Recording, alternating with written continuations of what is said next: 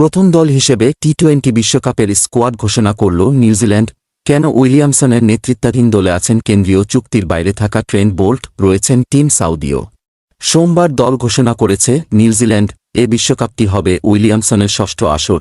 অধিনায়ক হিসেবে চতুর্থ ঘোষিত স্কোয়াডে তার চেয়ে বেশি বিশ্বকাপে খেলার অভিজ্ঞতা আছে টিম সাউদির।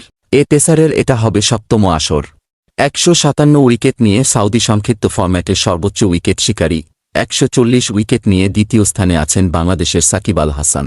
যুক্তরাষ্ট্র ও ওয়েস্ট ইন্ডিজে 1 জুন থেকে শুরু হতে যাওয়া বিশ্বকাপের জন্য 15 সদস্যের দলের 13 জনই 2022 সালে ওয়েস্ট ইন্ডিজ সফরের দলে ছিলেন।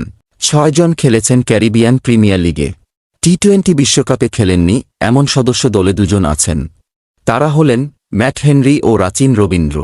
ইনজুরি ব্যাকআপ হিসেবে দলের সঙ্গে ভ্রমণ করবেন বেন সিয়ার্স। ইনজুরির কারণে দলে নেই অ্যাডাম মিলনে। একই কারণে বাদ পড়েছেন কাইল জেমিসনও। বিশ্বকাপের জন্য নিউজিল্যান্ড দলে থাকছেন কেন উইলিয়ামসন, অধিনায়ক Finn Allen, Trent Boult, Michael Bracewell, Mark Chapman, Devon Conway, Lockie Ferguson, Matt Henry, Daryl Mitchell, Jimmy Neesham, Glenn Phillips, Rachin Ravindra, Mitchell Santner, Ish Sodhi ও টিম সাউদি।